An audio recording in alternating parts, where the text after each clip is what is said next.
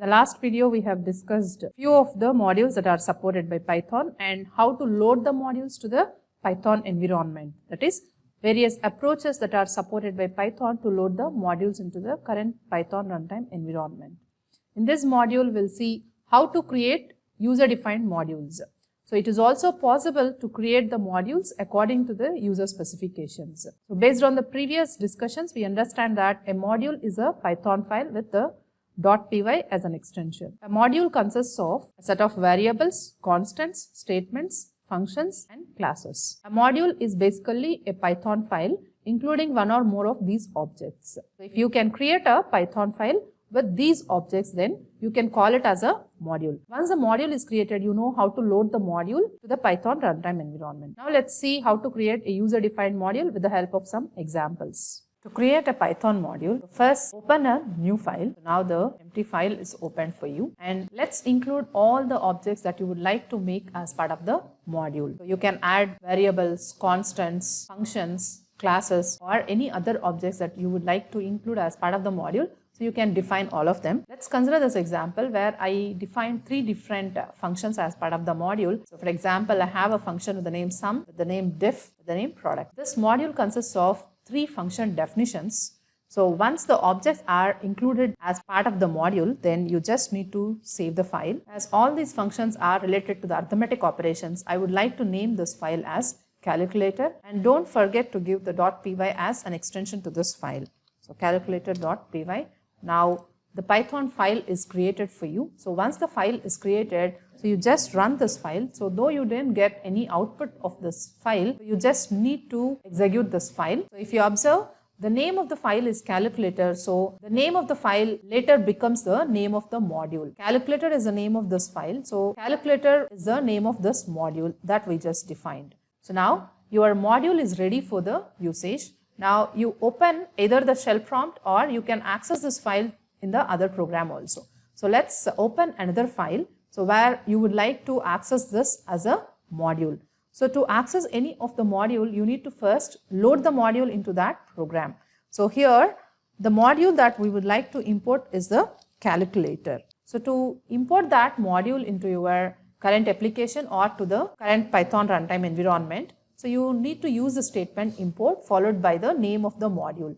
So here you can use the statement import calculator to load the calculator module. So once the module is loaded, then all the functions that are part of the module can be accessed. The calculator module is defined with three different methods, sum, diff and product. So let's try to access those methods. So you just need to use the name of the module followed by the dot operator followed by the name of the method you would like to access. Sum of 10, 20. Let's call this method inside the print method so that you can see the output. And now let's save this file. So now the file is saved.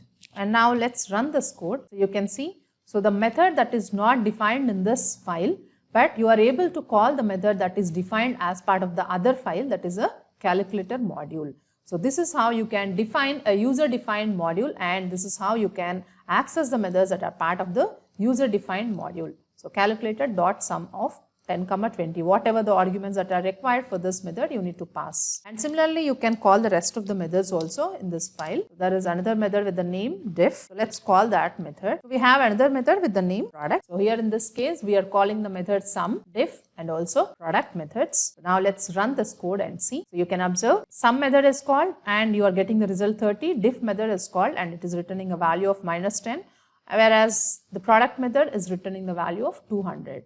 So which is a product of 10 and 20. So though the functions are not defined as part of this file, so you are able to use these functions. So how is it possible? Because they are already defined in another file and which is popularly known as a module in Python.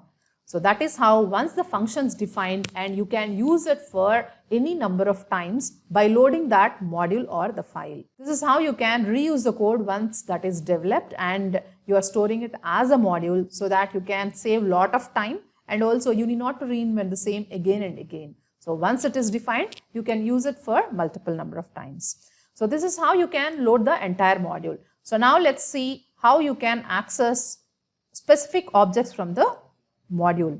So we already have seen the same way, but just for your convenience, I am repeating the same. So from which module you would like to import? for the calculator module from calculator. So just import keyword and whatever the objects you would like to import.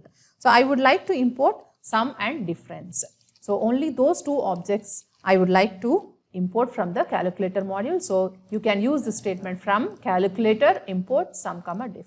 So in this case you are allowed to access only these two objects that are defined as part of the calculator module. So the rest of the modules you are not allowed to access. In this example, we have defined this calculator module with three different functions. A module can also contain other objects like variables and constants. So let's add few of the constants. So here in this example, we included the constants pi and max size also. And let's add few other variables. So here in this case, we included one variable x with a value of 10. So not only the variables, constants and the methods, it is also possible to include a class as part of the module. So let's assume that we are including the class test because I am not adding any functionality to this class. Now the module is ready for the usage in the other programs. Now let's access the constants that are defined as part of the calculator module. You can observe here all the constants are accessed. In addition, we are accessing the sum and the diff methods. Let's run this method and see.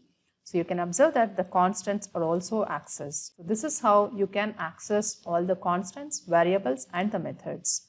So now let's see how do we access the class that is created as part of the module. The class test is defined as part of the module calculator. So the name calculator has to be used whenever you would like to access the class test. So here you can observe I am creating an object of the class test. So calculator dot test. This is how you can access any of the object that is part of the module. Here from the module calculator, we accessed the function sum, function diff, then the constant pi, another constant max size and in addition the class test. So now I hope you understand how to create a user defined module in Python and how to load the module in the other applications or in the Python shell. So that you can access any of the objects that are defined as part of the user defined module. So you just need to use the name of the module followed by a dot operator followed by the object that is defined as part of the module. So here in this case, so we have created the module calculator with few constants, few variables, then few functions and along with a class.